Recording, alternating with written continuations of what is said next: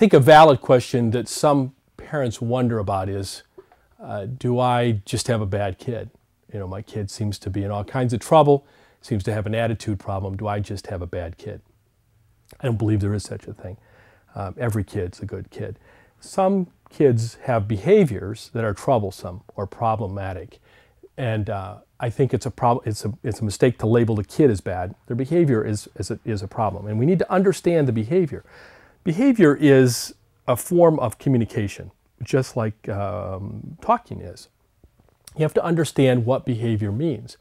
Behavior is, in adolescence, sometimes related to this need to have their own identity. So it's important to understand that some of the behavior that you find to be troublesome might be the little bit of oppositional or rebellious behavior that is necessary for them to get a sense of themselves. But if the behavior becomes more severe, the question that you have to ask is, are they responding against something on the outside, or are they responding out of something on the inside of them? Now, against something on the outside is, for example, are you pushing your agenda so hard that they're responding against you, that their behavior is actually getting ratcheted up? And I see this all the time, more often with fathers than with mothers, but I see fathers who insist that, you know, my kid is under my roof and he's going to behave the way I want him to behave. And the more that the father insists on that, the more that the kid proves that he can't be controlled, that he is his own person, and continues to push back against the parent. That is that's the oppositionality from an external source. The internal reason why sometimes kids act in ways that are problematic is because there's some kind of conflict inside of them.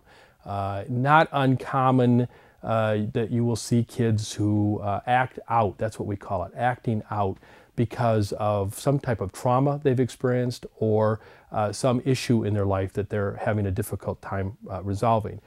Probably the classic example is all of us have known or have heard of adolescent girls who are promiscuous, and nobody seems to find it to be nonsensical that sometimes those girls it's explained that those girls are doing this because they're looking for affection from a man, because maybe their father's absent, or maybe their father doesn't care about them or doesn't have a positive relationship with them.